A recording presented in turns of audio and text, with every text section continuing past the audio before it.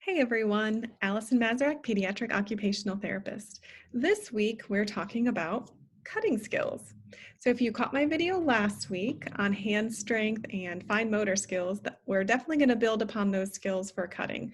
Cutting requires lots of hand strength in the small muscles in our children's hands, and sometimes our kiddos who are 3 or 4 those preschoolers don't have all the stamina in those small muscles to be able to cut for long periods of time or fully participate in the craft activities we're presenting to them.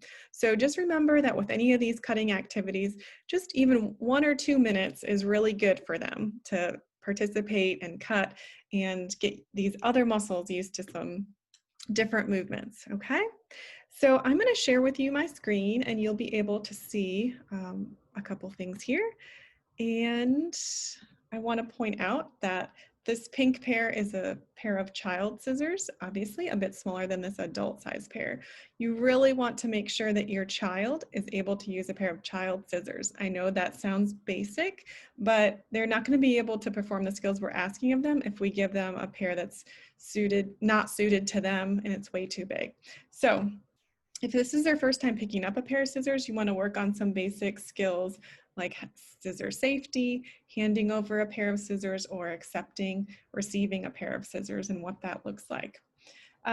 Teaching them that their thumb goes in the smaller space that looks a little bit more like a circle, it's oval shaped, but that the thumb goes in first and thumb stays up. A lot of times kids who are new to scissors will kind of get some funny turns and twists in there, but thumb is up, okay?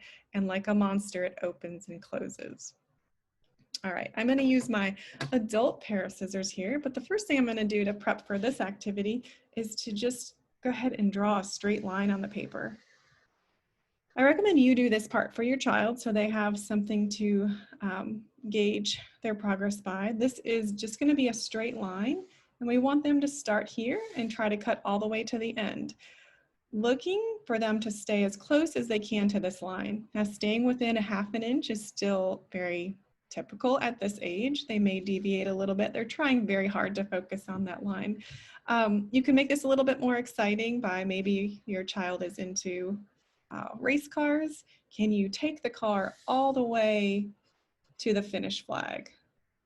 Okay, so you want to just have them practice these straight lines. Now you can do this activity for a while, changing up what their targets are and what they're moving towards.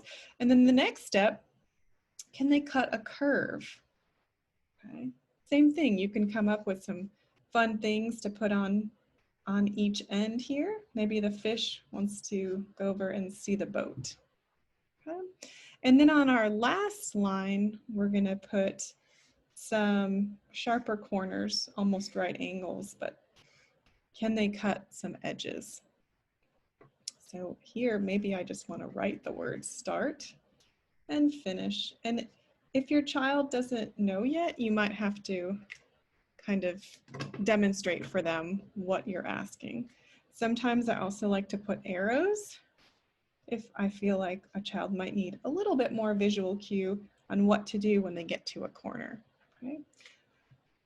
And then, so this is kind of from easiest to hardest, progressing. So you might kind of hang out here for a little while.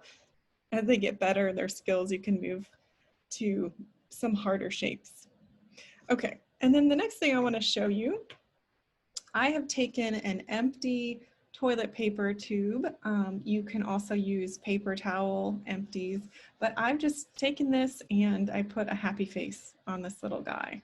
Okay, and then you can let your child decorate this, or you can just go ahead and put the eyes and the mouth, but we're gonna give this little creature some hair, and you just wanna teach your child to do that really basic snip, you know, maybe an inch forward. This is gonna be really hard for them because of the cardboard. It's a little bit more resistive than just cutting on paper, okay? And then you can stop there, or you can fill it out and you've made a little creature and they can decorate it, or you can ask them to go in, can you give that troll a haircut? And go in and they can trim some hair however they like. So this is kind of a neat, pretty low prep, cheap way to get them to work on their cutting skills.